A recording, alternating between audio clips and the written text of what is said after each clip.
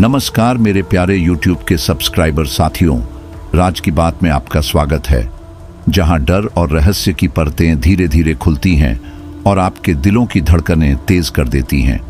आज फिर से एक खौफनाक और दिल दहला देने वाली कहानी लेकर मैं आपके सामने उपस्थित हूं। दोस्तों, आज की कहानी एक छोटे से रहस्यमय गांव में अजीब घटनाएं घटने लगती हैं, जहां एक काली दुष्ट शक्ति रोहिणी गांव वालों को डराती है। लोग एक युवा लड़की की आत्मा की कहानी सुनते हैं जो दुखों के कारण भटक रही है। नारायणन, एक साहसी व्यक्ति जो डर और साहस के बीच फंसा है, अपने गांव को इस खौफनाक शाप से मुक्त करने के लिए निकल पड़ता है। प्राचीन पूजा विधियों, एक शक्तिशाली पुजारी और एक देवता की कृपा के साथ वह इस अज्ञात शक्ति का सामना करने का निर्णय लेता है। लेकिन जैसे जैसे वह अंधेरे में गहराई से प्रवेश करता है, जीवित और अतृप्त आत्माओं के बीच की रेखा धुंधली होने लगती है। क्या वह रोहिणी के क्रोध से बच पाएगा या गांव हमेशा के लिए इसके चंगुल में फंस जाएगा? कहानी को शुरू से अंत तक सुनिएगा। डर और खौफ का एहसास होने वाला है। दोस्तों, अगर आपका दिल कमजोर है या आपको ज्यादा डर लगता है तो कहानी को बिल्कुल अकेले न सुने। तो चलिए अब यह कहानी मेरी जुबानी सुनते हैं।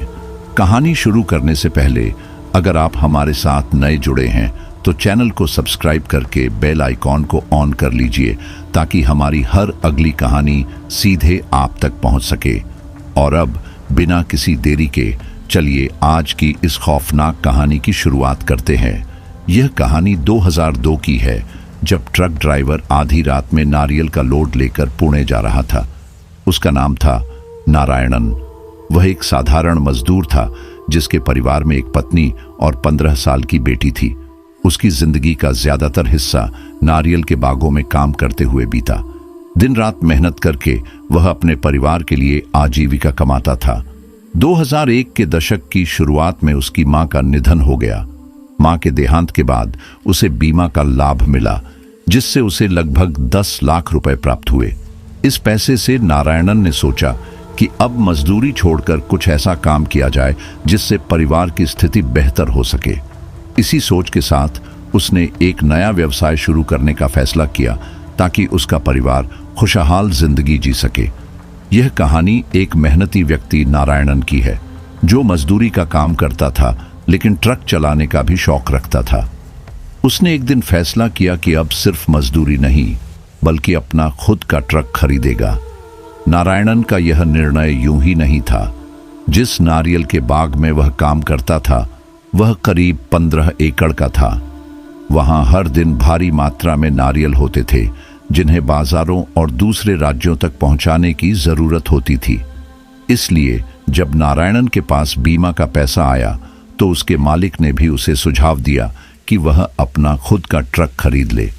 इससे उसे अच्छा लाभ होगा। नारायणन ने अपनी पूरी पूंजी लगाकर एक ट्रक खरीद लिया। उसका निर्णय सही साबित हुआ, क्योंकि अब न केवल वह उसी बाग का लोड ले जाता, बल्कि दूसरों के लिए भी काम करने लगा। धीरे धीरे उसकी आमदनी बढ़ने लगी और उसके जीवन में खुशियां आने लगीं। फिर एक दिन रात करीब 10 बजे नारायणन के पास अचानक एक फोन आया। फोन उसके मालिक का था, जो उसे पुणे से तुरंत किसी जरूरी काम के लिए बुला रहा था। नारायणन ने फोन उठाया, यह सोचते हुए कि यह रात कुछ अलग होने वाली है। उसके मालिक ने कहा कि सुबह 4 बजे से पहले बाजार पहुंचकर नारियल का लोड उतारना है। बिना देरी किए वह निकल पड़ा। रात के 10 बजे वह अपने गांव से केरल के लिए निकलने की तैयारी में था। उसका गांव से बाग की दूरी लगभग 110 किलोमीटर थी। गांव से निकलते ही करीब 34 किलोमीटर दूर एक श्मशान था। उस रास्ते से वह कई बार दिन और रात में गुजरा था, इसलिए उसे डर नहीं लगता था। उसने सोचा कि शांति से सफर तय करके समय पर पहुंच जाएगा। श्मशान पार करते ही वह एक कच्ची सड़क पर पहुंच गया, जो काफी सुनसान थी। वह तेजी से गाड़ी चलाता रहा, लेकिन जैसे ही वह श्मशान से 10 किलोमीटर आगे बढ़ा, अचानक उसके सामने कुछ खतरनाक घटने लगा। तेज रफ्तार में गाड़ी मटमैली सड़क पर थी और नारायणन को महसूस हुआ कि कुछ अनहोनी उसके इंतजार में है। नारायणन ट्रक तेज गति में चला रहा था। तभी उसे ऐसा महसूस हुआ जैसे किसी ने अचानक सामने आकर ट्रक के नीचे छलांग लगा दी हो। वह पहले से ही इतनी तेज चला रहा था कि तुरंत ट्रक को रोक पाना मुश्किल था। अचानक जोर का धमाका हुआ और ट्रक झटके से 10 से 15 फीट आगे जाकर रुका। उसकी धड़कनें तेज हो गईं और मन में मसान यम्मा देवी का नाम आया। वह अक्सर इस देवी के मंदिर में और पास के करुपना स्वामी मंदिर में जाता था, इसलिए उसने सोचा कि देवी की कृपा है और कुछ बुरा नहीं होगा। उसने ट्रक पीछे लिया और उस जगह पर जाकर देखा जहां उसे लगा था कि कुछ या कोई ट्रक के नीचे आया था। नारायणन ने चारों ओर अच्छी तरह देखा, पर कहीं भी किसी इंसान का कोई निशान नहीं था। उसे अजीब महसूस हुआ। आसपास कोई भी चिन्ह या कोई इंसान नहीं था, बस सुनसान रात थी और उसकी गाड़ी। थोड़ी देर सब कुछ खोजने के बाद उसने खुद को समझाया और तय किया कि कुछ नहीं हुआ था, शायद वह भ्रम था। नारायणन ने अपने ट्रक को जंगल की उस सुनसान पगडंडी पर चलाना जारी रखा। वह खुद को समझा चुका था कि जो भी उसने देखा वह उसका वहम था, लेकिन उसके मन में सवाल उमड़ घुमड़ रहे थे। कुछ दूर आगे बढ़ते हुए लगभग 1 किलोमीटर चलने के बाद उसे फिर एक अजीब सी हलचल महसूस हुई। ट्रक की हेडलाइट के सामने उसे कुछ नजर आया। नारायणन ने देखा कि करीब 20 से 30 मीटर की दूरी पर बीच सड़क पर एक महिला खड़ी थी। उसने सोचा, इतनी सुनसान जगह में इस अजीब समय पर वह महिला यहां क्या कर रही है। जंगल के किनारे किनारे बागानों से घिरे इस इलाके में बस वही पगडंडी थी जिस पर उसकी गाड़ी चल रही थी। उसने ध्यान से देखा कि वह महिला बिना किसी हड़बड़ाहट के धीमे धीमे उसी पगडंडी पर चल रही थी। न वह मुड़ी न उसने पीछे देखा। बिना किसी डर के वह आगे बढ़ती गई। नारायणन को समझ नहीं आ रहा था कि यह क्या है, पर उसने धीरे धीरे अपने ट्रक को रोक लिया और उस रहस्यमयी महिला को देखने लगा। वह बिना किसी आवाज के बस अपने रास्ते पर आगे बढ़ रही थी। जब नारायणन ने उस महिला का चेहरा ध्यान से देखा तो उसे समझ आया कि कुछ ठीक नहीं है। हल्की रोशनी में वह सफेद कपड़ों में दिख रही थी, लेकिन पास आने पर उसने देखा कि महिला का चेहरा बेहद अजीब था। उसके चेहरे पर चोट के निशान थे। उसकी आंखें लाल और सूनी थीं, जैसे उनमें जान ही न हो। वह धीरे धीरे सड़क के बीचों बीच चल रही थी, मानो उसे किसी का डर न हो। नारायणन को गुस्सा भी आया, क्योंकि वह पहले से ही लेट हो चुका था। उसने सोचा कि पास जाकर उससे बात कर ले। ट्रक रोककर वह महिला के पास बढ़ा। जैसे ही वह पास पहुंचा, उसका दिल जोर से धड़कने लगा। महिला के चेहरे पर भयानक चोटें थीं। उसकी आंखें जैसे खून से सनी थीं। पूरा नारायणन डर से पीछे हट गया। महिला उसकी ओर देखे बिना सीधे आगे बढ़ती रही। उसकी चाल में अजीब ठहराव था। डरते डरते नारायणन अपनी गाड़ी में वापस दौड़ा और तुरंत गाड़ी स्टार्ट कर तेजी से वहां से निकल गया। वह उस भयानक चेहरे को कभी नहीं भूल सका। नारायणन ने जैसे ही गाड़ी में बैठकर आगे देखा, उसने पाया कि वह औरत अब भी सड़क के बीच में धीमी चाल से चल रही थी। इस दृश्य को देखकर उसके रोंगटे खड़े हो गए। वह समझ नहीं पा रहा था कि क्या करे। उसे मसान यम्मा और गांव के वसूरी माला मंदिर की याद आई, जहां उसकी पत्नी हमेशा उसकी सुरक्षा के लिए नींबू रखती थी। डरते हुए उसने गाड़ी में रखा नींबू अपने हाथ में लिया और आगे की ओर देखा। उस औरत की छवि अब करीब 20 मीटर दूर थी। उसने धीरे धीरे गाड़ी को उल्टी दिशा में मोड़ा और दूसरी पगडंडी पकड़कर तेजी से आगे बढ़ा। घबराहट में वह उस औरत को पीछे छोड़ते हुए आगे बढ़ता गया। आखिरकार वह उस नारियल के बाग तक पहुंच गया जहां उसे सामान देना था। जब वह बाग पहुंचा तो रात के ठीक 12 बज रहे थे।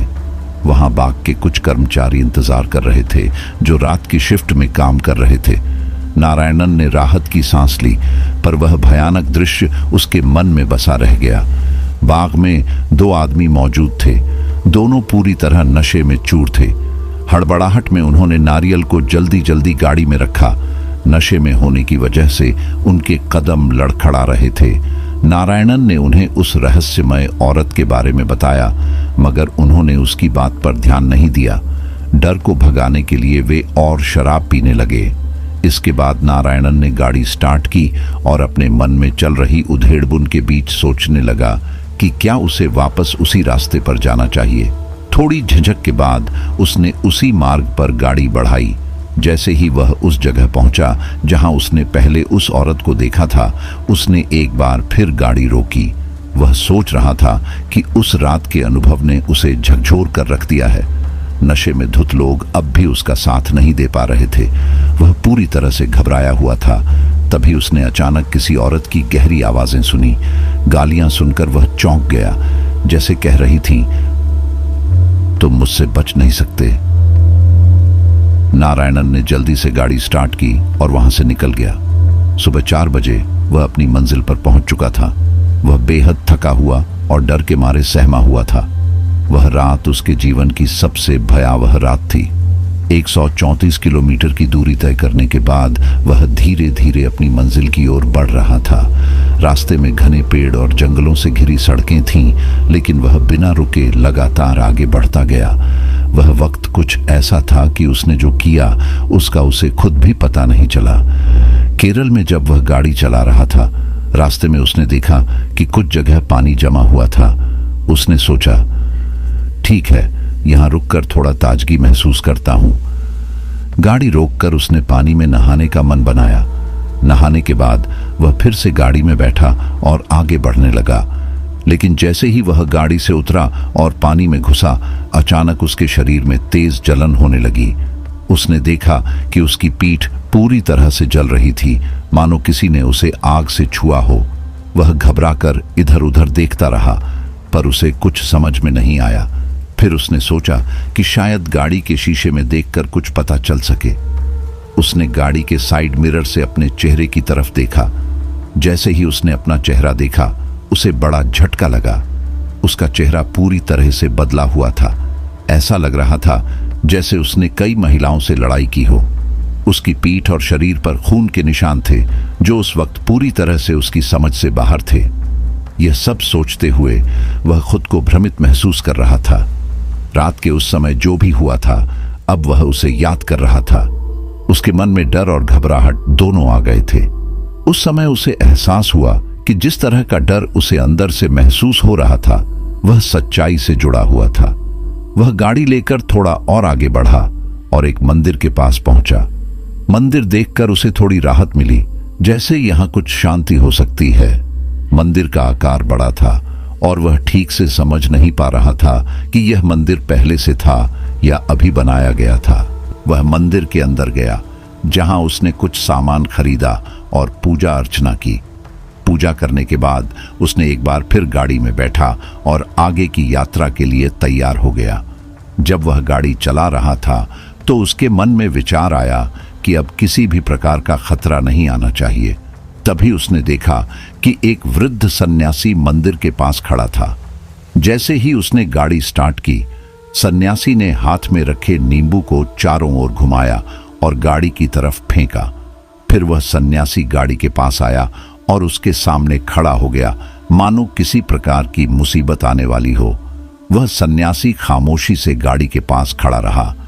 फिर उसने नींबू को अपने हाथ में पकड़ा और धीरे धीरे गाड़ी के रास्ते में कुछ किया। गाड़ी के टायर फिसलने लगे और गाड़ी ठीक से चलने में दिक्कत आने लगी। नारायणन सोचने लगा कि कहीं यह सन्यासी का कोई संकेत तो नहीं है। वह समझ गया कि कुछ गलत हो सकता है, लेकिन उसने ज्यादा ध्यान नहीं दिया और गाड़ी स्टार्ट की। जैसे ही उसने गाड़ी को आगे बढ़ाया, उसने महसूस किया कि उसके शरीर में बहुत दर्द हो रहा है, जैसे पूरी काया थक चुकी हो।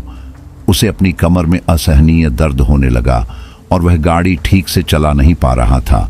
इसी सोच के साथ उसने गाड़ी को एक जगह रोक दिया और कुछ समय के लिए आराम करने का सोचा। गाड़ी खड़ी करके वह कुछ देर के लिए सोने की कोशिश करने लगा। वह सोच रहा था कि अगर रात भर जागते हुए गाड़ी चलाते रहे तो क्या होगा। उसने खुद को थोड़ा आराम देने के लिए गाड़ी के बगल में बैठकर कुछ समय सोने की कोशिश की। केरल में रास्ते बहुत घने जंगलों के बीच से गुजरते थे। सड़कें कच्ची और संकरी थीं। गाड़ी के पास एक बहुत बड़ा पेड़ था। उसी पेड़ के नीचे उसने गाड़ी खड़ी की और विश्राम करने लगा। अब उसे उम्मीद थी कि कुछ समय के लिए आराम मिल जाएगा, ताकि वह अगले सफर के लिए तैयार हो सके। वह आदमी गहरी नींद में सो गया। वह एक खास अंदाज में सिर को मोड़कर और घुटनों को थोड़ा मोड़ते हुए सोया था। लगभग 1 घंटे बाद वह गहरी नींद में डूब चुका था। उसका शरीर थकावट से चूर था, इसलिए गहरी नींद का असर हो रहा था। तभी अचानक वह जोर से चिल्लाते हुए जाग उठा। घबराहट में उसने चारों ओर देखा। वह थोड़ा असमंजस में था। फिर वह कांच के पास गया और बाहर झांकने लगा। जैसे ही उसने खिड़की के पास से देखा, उसे वही चेहरा नजर आया जो उसने कुछ समय पहले सपने में देखा था। उस चेहरे का वही डरावना रूप सामने आ गया। वह व्यक्ति डर के मारे एक कदम पीछे हट गया। उस चेहरे का अजीब सा एहसास उसकी यादों में बसा हुआ था। उसने खिड़की से फिर झांक कर देखा। वही डरावनी शक्ल और वही आंखें उसे घूर रही थीं। उसे लगा जैसे वह उसे बहुत पास से देख रही हो। अचानक वह पीछे मुड़ा और अपने आप से बोला, यह सब मुझे डराने के लिए नहीं है। मुझे इस जगह से जल्दी निकलना होगा। उसने तुरंत अपने वाहन की चाबी उठाई और जल्दी से उस जगह से निकल पड़ा। उस समय वह व्यक्ति 10 किलोमीटर दूर तक भी चल नहीं सकता था। शरीर में इतनी तेज दर्द हो रही थी कि बैठना भी मुश्किल हो रहा था। तभी उसकी नजर सड़क पर एक ताड़ी की दुकान पर पड़ी जो सुनसान इलाके में थी। उस दुकान को देखकर उसे थोड़ा सुकून महसूस हुआ। उसने सोचा कि ताड़ी पीने से शायद शरीर की थकावट और दर्द कुछ कम हो जाए। वह दुकान पर पहुंचा और कुछ देर वहां बैठकर ताड़ी पीने लगा।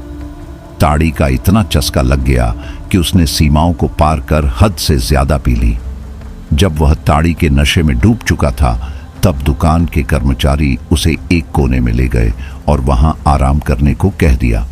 उस नशे में वह पूरी तरह बेसुध हो गया और समय का अंदाजा खो बैठा। आखिरकार जब वह रात के 8 बजे के करीब होश में आया तो दुकान बंद होने का समय हो चुका था। केरल में रात 8 बजे के बाद ताड़ी की दुकानें बंद हो जाती हैं। रात के 8 बजे दुकान के कर्मचारियों ने पानी छिड़ककर नारायणन को उठाया। जैसे ही वह होश में आया, उसे जोर का झटका लगा। उसने घड़ी देखी, रात के 8 बज चुके थे। मलयाली में उसे कुछ कहा गया, लेकिन वह पूरी तरह से होश में नहीं था। कर्मचारियों ने उसे वहां से जाने का इशारा किया। नारायणन लड़खड़ाता हुआ अपनी गाड़ी के पास पहुंचा और उसे स्टार्ट किया। वह थोड़ी दूर चला, लेकिन भूख से बेहाल होकर एक जगह रुककर खाना खाया। फिर लगभग 10 बजे वह पहाड़ी रास्ते पर अपनी गाड़ी चला रहा था। जैसे ही वह बीच रास्ते में पहुंचा, अचानक गाड़ी का इंजन बंद हो गया। घबराहट में नारायणन ने गाड़ी से उतरकर इंजन चेक किया, पर उसे कुछ समझ नहीं आया। उसने आसपास देखा, शायद कोई मदद मिल जाए, पर सड़क बिल्कुल सुनसान थी। एक भी गाड़ी नहीं दिखी। उसे महसूस हुआ कि उसे यहीं रात बितानी पड़ेगी। उसने गाड़ी के अंदर जाकर लाइट जलाई और खुद को सुरक्षित महसूस करने की कोशिश की। धीरे धीरे उसने आंखें बंद की और सोने की कोशिश करने लगा। रात के करीब 11 बजे का वक्त था। सड़कें पूरी तरह सुनसान थीं। उस वक्त नारायणन ने देखा कि कोई महिला दूर से उसकी ओर चलते हुए आ रही है। चांदनी रात में उसका चेहरा साफ दिख रहा था। नारायणन को लगा कि यह महिला शायद इसी इलाके की है, पर उसके चलने का तरीका कुछ अजीब था।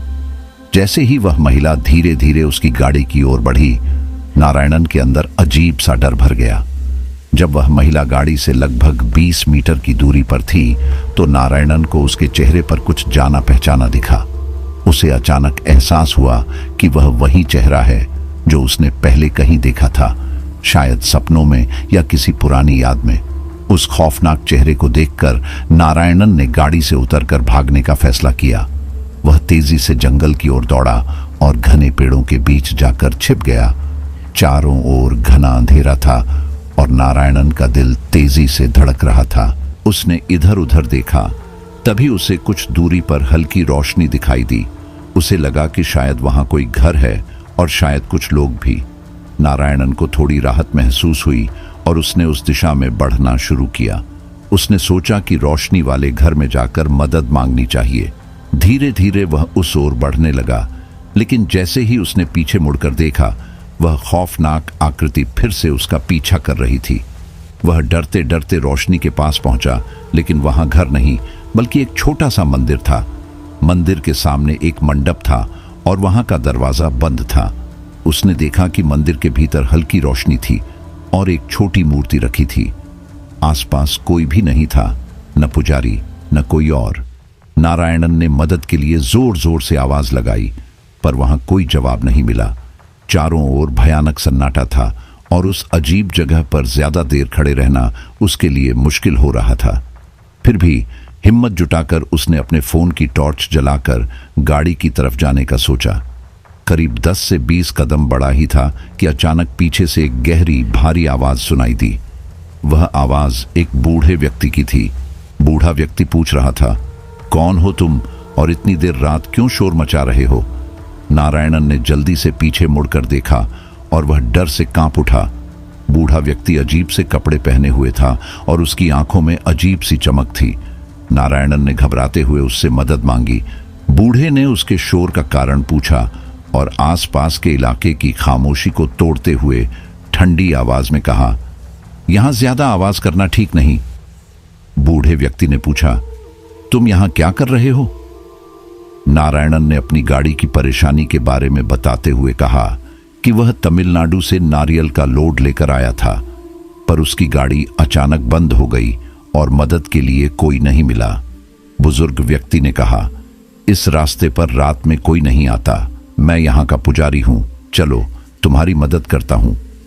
नारायणन ने राहत की सांस ली और दोनों गाड़ी की तरफ बढ़े। बुजुर्ग ने गाड़ी को ध्यान से देखा और कहा, चलो एक बार फिर कोशिश करते हैं। नारायणन ने गाड़ी की चाबी घुमाई, पर इंजन चालू नहीं हुआ। उसने कई बार कोशिश की, लेकिन गाड़ी हिली भी नहीं। अंत में बुजुर्ग ने उसे गाड़ी से उतरने को कहा और खुद ड्राइवर की सीट पर बैठ गए। जैसे ही बुजुर्ग ने चाबी घुमाई, गाड़ी अचानक स्टार्ट हो गई। नारायणन हैरान था और सोच रहा था कि बुजुर्ग के आते ही गाड़ी कैसे चालू हो गई। बुजुर्ग ने मुस्कुराते हुए कहा, अब तुम जा सकते हो, लेकिन अगली बार इस जगह का ध्यान रखना। नारायणन ने जैसे ही देखा कि उस बुजुर्ग ने एक बार में ही गाड़ी स्टार्ट कर दी, उसे बहुत हैरानी हुई। उसने मन ही मन सोचा, मैंने कितनी बार कोशिश की थी पर स्टार्ट नहीं हुई और इन्हें तो एक ही बार में हो गया। बुजुर्ग गाड़ी से उतरकर बोले, गाड़ी अब चल पड़ी है, अब तुम सीधा अपने गांव चले जाओ और रास्ते में कहीं गाड़ी मत रोकना। नारायणन ने सिर हिलाया और ड्राइवर सीट पर बैठ गया। जैसे ही उसने गाड़ी स्टार्ट की, बुजुर्ग ने पूछा, तुम सोच रहे होगे कि मैंने कैसे कर लिया है ना? नारायणन ने सिर हिलाया। बुजुर्ग मुस्कुराते हुए बोले, तुम्हारी उम्र में मैं भी एक ड्राइवर था, इसलिए मुझे पता है कि गाड़ी कैसे स्टार्ट करनी है। नारायणन ने उन्हें भरोसे से देखा और अपनी गाड़ी आगे बढ़ा दी। रास्ते में उसने अपनी सीट के पास एक पुरानी सी छड़ी देखी, जिसे बड़े लोग अक्सर पिया करते हैं। वह सोच में पड़ गया कि यह किसकी है। जैसे ही उसने उसे उठाया, बुजुर्ग धीरे धीरे बिना कुछ बोले गाड़ी के पीछे से निकलकर अंधेरे में गायब हो गए। नारायणन ने उन्हें ढूंढने के लिए बहुत आवाज लगाई, पर कोई जवाब नहीं मिला। वह समझ नहीं पा रहा था कि बुजुर्ग अचानक कहां चले गए। उसने फिर से गाड़ी में बैठकर उसे स्टार्ट किया और गांव की ओर चल पड़ा। जैसे ही वह वापस उसी गली से गुजरा जहां हल्का सा एक बल्ब जल रहा था, उसे ऐसा लगा मानो वह बुजुर्ग अब भी वहीं उस मंद रोशनी में खड़े मुस्कुरा रहे हों। नारायणन को जैसे ही एहसास हुआ कि वह बुजुर्ग कोई आम व्यक्ति नहीं, बल्कि उसी देवी देवता का रूप है जो उस इलाके के मंदिर में पूजे जाते हैं, उसके होश उड़ गए। उसकी रूह कांप उठी और उसे समझ में आया कि इस घने जंगल में उसे केवल देवी देवता ही बचा सकते हैं। वह तुरंत उस दिशा में दौड़ पड़ा जहां मंदिर का हल्का सा उजाला दिखाई दे रहा था। जब वह वहां पहुंचा तो देखा कि यह वही छोटे से मंदिर का आंगन था जिसे ग्रामीणों ने 18वीं शादमन के नाम से बनाया था।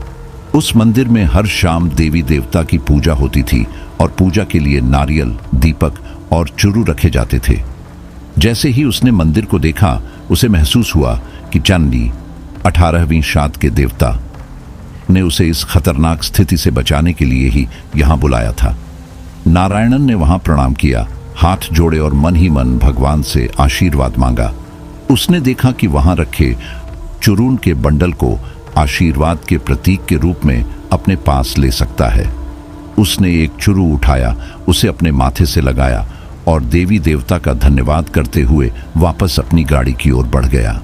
गाड़ी में बैठकर उसने एक बार फिर मंदिर की ओर हाथ जोड़कर विदा ली और बिना रुके सीधा अपने गांव की ओर निकल पड़ा। नारायणन रात 2 बजे अपने गांव और घर पहुंचा। बिना किसी शोर शराबे के उसने चुपचाप दरवाजा खोला और अंदर चला गया। थकान इतनी थी कि उसने अपनी पत्नी को कुछ भी बताना जरूरी नहीं समझा। पत्नी ने उसे देखकर पूछा, तुम इतनी रात को कहां थे? लेकिन उसने कोई जवाब नहीं दिया और सीधे जाकर बिस्तर पर लेट गया। सुबह जब उसकी पत्नी ने उसे चाय देने के लिए उठाया तो उसने देखा कि नारायणन का चेहरा थका हुआ और डर से भरा हुआ था। उसने महसूस किया कि नारायणन को कुछ अजीब अनुभव हुआ था। पत्नी ने फिर पूछा, कहाँ गए थे तुम? नारायणन ने थोड़ी झिझक के साथ कहा, कुछ नहीं, बस काम के सिलसिले में दूर चला गया था। लेकिन उसकी पत्नी को यकीन नहीं हुआ। नारायणन की हालत को देखते हुए पत्नी ने उसे सलाह दी कि आज आराम कर ले और गाड़ी ना चलाए। अगले दिन उसने अपनी पत्नी के साथ गांव के कृपसामी मंदिर में जाकर प्रार्थना की, लेकिन उसके मन में अब भी उस रात का खौफ छाया हुआ था। लगभग 15 से 20 दिन तक वह रात को ठीक से सो नहीं पाया और छोटी छोटी आवाजों से भी चौंक जाता था। नारायणन पिछले 2-3 दिनों से बेचैन था, मगर किसी से कुछ नहीं कहा। तीसरी रात घर में कुछ अजीब घटा। रात करीब 3 बजे उसकी आंख खुली और उसने महसूस किया कि कमरे में कोई चल रहा है। चौंक कर देखा तो उसकी पत्नी नजर आई, अजीब तरह से सज धज कर, गीले बालों में, मानो मंदिर जाने की तैयारी में हो। उसने सोचा शायद सुबह जल्दी उठकर मंदिर जाना होगा, लेकिन जैसे ही उसने पास से देखा उसे महसूस हुआ कि यह उसकी पत्नी नहीं है। यह अजीब और डरावना था। पत्नी के बिस्तर की तरफ देखा तो उसकी पत्नी वहां सो रही थी। नारायणन का दिल तेजी से धड़कने लगा। जो छवि उसने देखी वह बस उसकी ओर देख रही थी, उसी चेहरे के साथ जैसे कोई अदृश्य शक्ति कमरे में खड़ी हो। उसकी सांसें थम सी गईं। यह सब देखकर नारायणन चौंक पड़ा और जोर से चिल्लाया। उसकी पत्नी और बच्चा जो पास ही सो रहे थे एकदम से बिना किसी चेतावनी के बेजान हो गए।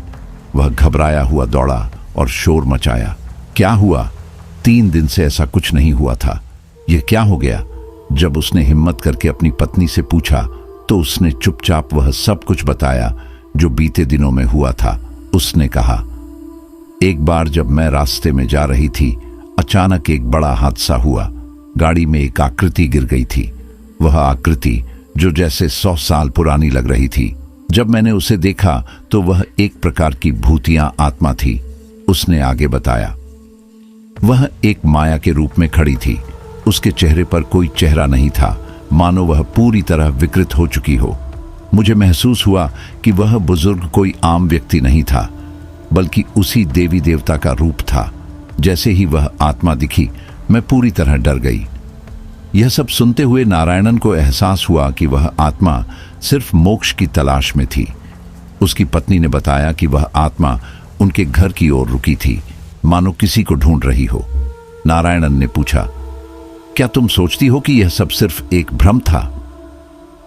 इसके बाद उसने कड़ा निर्णय लिया कि अब वह और उसकी पत्नी इस समस्या से निपटेंगे। उनकी पत्नी ने बताया कि ऐसी आत्माएं आसानी से नहीं जाती। वह बोली, अगर कुंवारी लड़कियां इस मोह में फंस जाएं, तो वह उनकी जान ले लेती हैं। इसका इलाज करना मुश्किल होता है। उन्होंने अपने पति की हालत समझते हुए उसे नहलाकर आराम देने की कोशिश की। इसके बाद वे अपने परिवार के साथ गांव में रहने लगे। वहां वे अक्सर प्रार्थना के लिए मंदिर जाते थे। एक दिन उन्होंने पुजारी को अपनी सारी समस्या बताई। पुजारी ने एक छोटी पूजा करके कहा, रात में सिरहाने तकिया न रखें और किसी डर की चिंता न करें।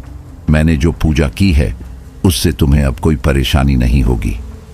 पूजा समाप्त करने के बाद वे घर लौटे। उन्होंने खाना खाया और पूजा में मिली वस्तु को सिरहाने रखकर सो गए। लेकिन उस रात कुछ अलग ही घटने वाला था। आधी रात करीब 12 बजे उनकी पत्नी ने 15 साल की लड़की के रोने की आवाज सुनी। आवाज सुनकर वह घबरा कर उठी। जब उसने बाहर जाकर देखा तो एक छोटी बच्ची उनके घर के पास बैठी हुई रो रही थी। उनका घर एक छोटे से गांव में था जो पोलाची से कुछ दूर था। चारों ओर खेत फैले हुए थे। उस बच्ची को देखकर उनकी पत्नी डर से चीख उठी और एक कोने में जाकर बैठ गई। उन्होंने डरते हुए पूछा, क्या हुआ? बच्ची ने अपना हाथ दिखाया। जब उनकी पत्नी ने गौर से देखा तो उस हाथ में कुछ अजीब निशान थे। निशानों को देखकर पत्नी को अपने पति की कई बातें याद आ गईं। वह घबराई हुई बच्ची को देखती रही, जिसका चेहरा अब धुंधला हो चुका था। दोनों को ऐसा लगा मानो कोई अदृश्य शक्ति उनके आसपास घूम रही हो। उस बच्ची की आंखें और चेहरा बहुत भयानक थे। उसकी आवाज सिर्फ शोर कर रही थी। वे दोनों हिल भी नहीं पा रहे थे। जैसे ही उन्होंने सिरहाने के नीचे से पूजा की वस्तु को हाथ लगाया, अचानक सब कुछ शांत हो गया। मोहिनी पिशाच की छाया धीरे धीरे गायब हो गई। चारों ओर एक अजीब सी शांति फैल गई। जैसे ही बिजली चमकी, घर में अचानक तेज रोशनी फैल गई। उसके ठीक अगले पल एक भयानक आवाज छत पर गूंजने लगी। उस गांव के लोग बताते हैं कि इस इलाके में ऐसी घटनाएं पहले भी हो चुकी हैं। घर के अंदर मौजूद सभी लोग डर से कांपने लगे। जैसे ही वह भयानक छाया बाहर गई, वे जल्दी से बाहर निकलकर दरवाजा बंद कर भागे। दरवाजे के पास खड़े कांपते रहे।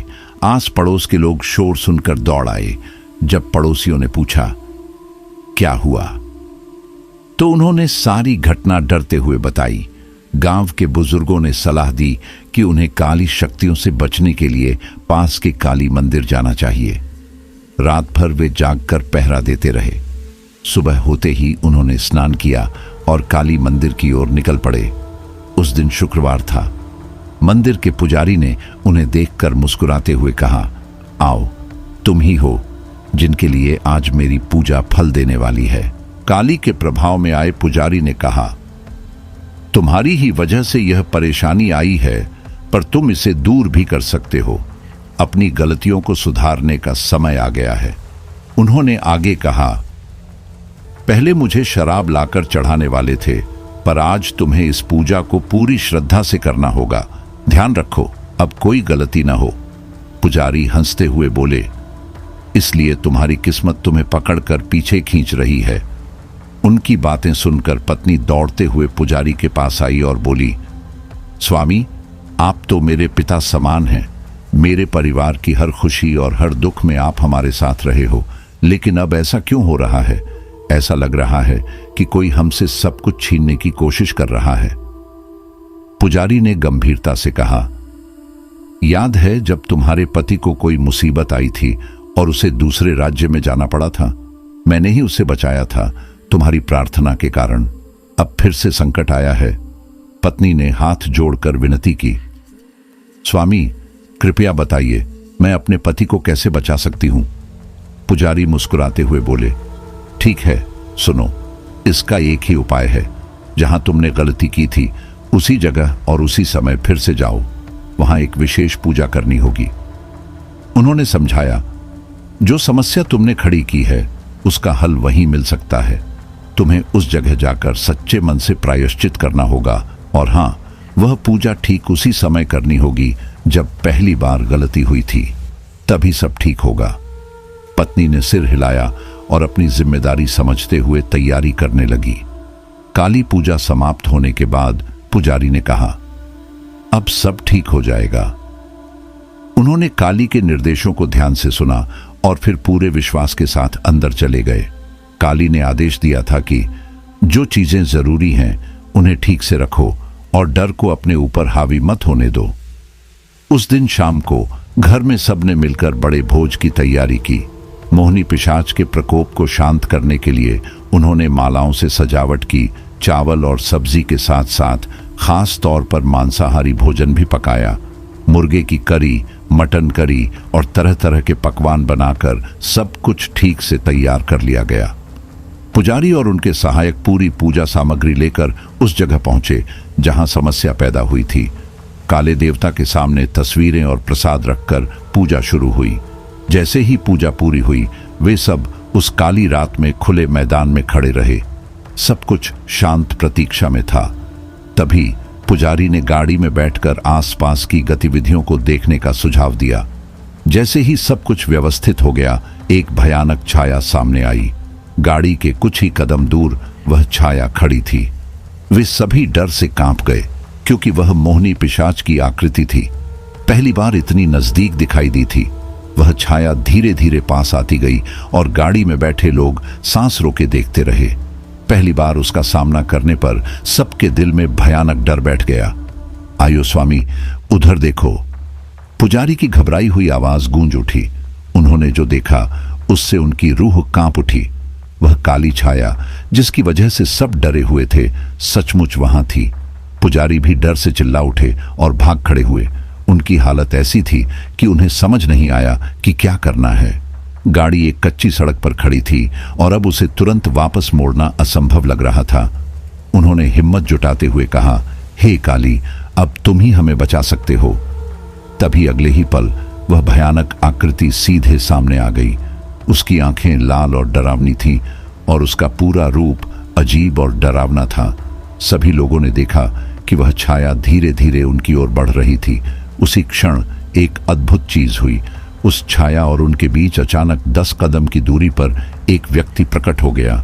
वह व्यक्ति जैसे केरल से आया कोई रक्षक लग रहा था। उसने छाया को रोकने के लिए अपने हाथ से इशारा किया। वह प्राचीन मूर्ति जैसी दिख रही थी, जिसका चेहरा गंभीर था और जिसमें उम्र का अनुभव झलक रहा था। इस दृश्य को देखकर सबने राहत की सांस ली। वह रहस्यमय व्यक्ति, जो लगता था कि उनकी रक्षा के लिए आया है, बोला, मैं यहां हूं, डरने की कोई बात नहीं है। उसकी आवाज में अद्भुत शांति थी। नारायणन ने उस व्यक्ति को ध्यान से देखा और उसकी बातों पर विश्वास करते हुए वहीं एक बड़ा पत्थर देखा। उसने कहा, यही वह जगह है, और पत्थर पर बैठकर उसने आराम से एक पैर दूसरे पर रख लिया, जैसे सब कुछ उसके नियंत्रण में हो। एक दिन गांव में एक बूढ़ा आदमी आया, जिसकी शक्ल में बहुत अनुभव और गंभीरता झलक रही थी। वह सूरज की रोशनी में चमकती सफेद दाढ़ी वाला, शांत लेकिन रहस्यमय दिखता था। पास ही कुछ लोग खड़े थे जो उस बूढ़े व्यक्ति को देखकर फुसफुसा रहे थे। पहन रखी थी और वह अपने परिवार के साथ खड़ी थी। बूढ़ा व्यक्ति धीरे धीरे आगे बढ़ा और बोला, यह जगह बड़ी पुरानी कहानियों की साक्षी रही है। मैंने कहा था कि यह सब रोकना होगा। उसने गांव वालों की ओर देखा और कहा, जो भी यह अनहोनी कर रहा है उसे पीछे छोड़ो और आगे बढ़ो। उसी पल हवा में एक भारी सन्नाटा छा गया। यह माहौल और भी गंभीर हो गया जब सामने से काले कपड़ों में लिपटी एक रहस्यमय आकृति प्रकट हुई। उसकी आंखें जलती हुई लाल थीं। वह आकृति धीरे धीरे पास आई, मानो किसी को पकड़ने के लिए। नारायणन, जो पास खड़ा था, घबरा गया और संभलते हुए उस बूढ़े व्यक्ति से मदद मांगने लगा। बूढ़े व्यक्ति ने गंभीरता से उस आकृति की ओर देखा और जोर से चिल्लाया, यह जगह अब तेरी नहीं है, यहां तेरी शक्ति नहीं चलती। उसकी आवाज में ऐसा विश्वास था कि रहस्यमय आकृति पल भर के लिए ठिठक गई। फिर बूढ़े ने नारायणन की ओर मुड़कर कहा, तुम्हें अब डरने की जरूरत नहीं है। इस काली छाया का असर अब खत्म होगा। फिर अपने संकल्प को दोहराते हुए बूढ़े व्यक्ति ने जोर देकर कहा, मैंने अपनी पत्नी की सुरक्षा की कसम खाई थी और अब इस गांव में शांति लाऊंगा। यह काली छाया फिर कभी किसी का पीछा नहीं करेगी।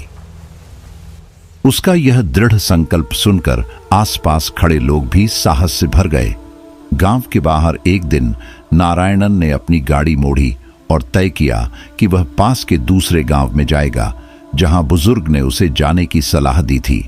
बुजुर्ग ने उसे सावधान रहने के लिए कहा था, खासकर उस रहस्यमयी पद्मिनी रोहिणी से, जो अपनी शक्ति से गांव के लोगों को परेशान करती थी। नारायणन गाड़ी चलाते हुए उस स्थान पर पहुंचा जहां बुजुर्ग ने बताया था। जैसे ही वह वहां पहुंचा, उसे हल्का सा डर महसूस हुआ। अचानक उस रहस्यमयी आकृति का प्रभाव दिखने लगा।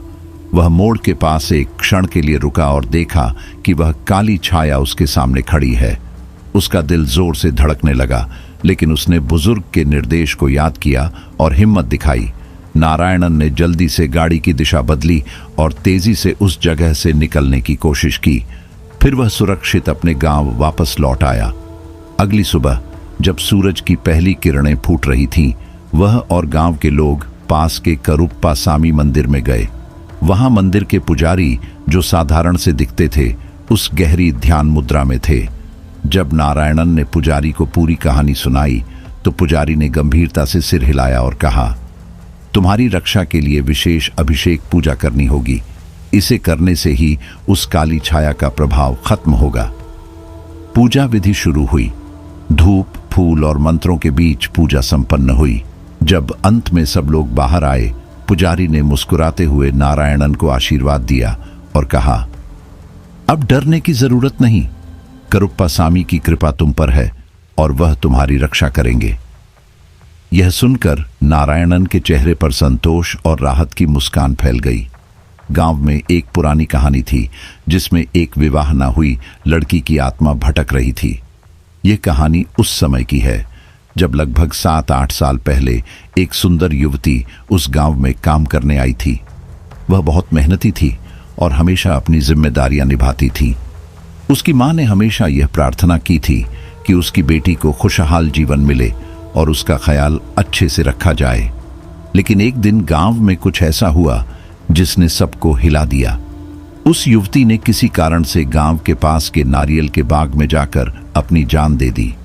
उसे वहीं पास के जंगल के पास दफना दिया गया था। लेकिन कई लोगों का मानना था कि उसकी आत्मा अब भी उस जगह भटकती है। गांव के बुजुर्गों का कहना था कि यह आत्मा, जो अब रोहिणी के रूप में बदल चुकी है, नारियल के बाग में रात दिन भटकती रहती है।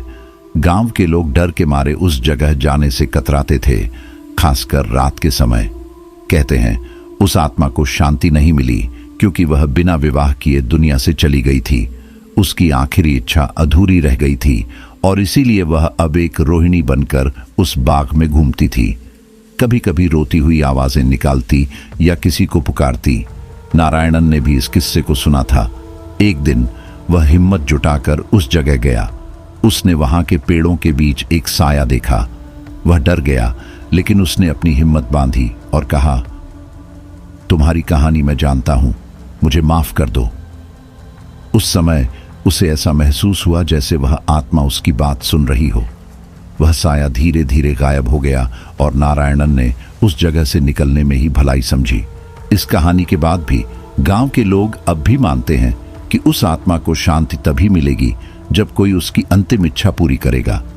गांव में एक कहानी थी जो हमेशा रहस्यमय और डरावनी थी। नारायणन अक्सर अपने दोस्तों को सुनाता था कि कैसे गांव का करुप्पा स्वामी मंदिर उनकी रक्षा करता है। एक बार मोगन को एक गंभीर खतरा हो गया।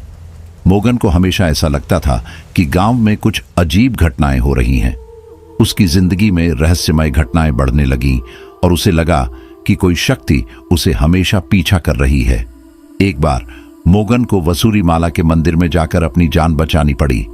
उस दिन वह वसूरी माला के पास गया और प्रार्थना की, हे स्वामी, आज भी मेरी रक्षा करना जैसे पहले की थी। मंदिर के पुजारी ने कहा, स्वामी हमेशा अपने भक्तों की रक्षा करते हैं। अगर तुम सच्चे दिल से प्रार्थना करोगे तो कुछ भी बुरा नहीं होगा। नारायणन ने उस घटना को कभी नहीं भुलाया। वह कहता था कि जब भी गांव में कुछ बुरा होने की आशंका होती, वह हमेशा मंदिर जाकर मन्नत मांगता। मंदिर में जाकर वह अपने परिवार और दोस्तों की भलाई के लिए प्रार्थना करता। यह उसकी आदत बन गई थी। वह अपने अनुभवों को दूसरों के साथ बांटता और कहता, सच्चे विश्वास से की गई प्रार्थना कभी व्यर्थ नहीं जाती। अब भी गांव में लोग वसूरी माला के मंदिर में जाकर अपने वाहनों की पूजा कराते और यात्रा से पहले वहां मन्नत मांगते हैं। तो दोस्तों, यह थी हमारी आज की कहानी। आपको हमारी आज की कहानी कैसी लगी? कमेंट बॉक्स में कमेंट करके जरूर बताएं। बस आप अपना और अपने परिवार का ख्याल रखें और अगर अभी तक चैनल को सब्सक्राइब नहीं किया है तो कृपया चैनल को सब्सक्राइब कर लीजिए।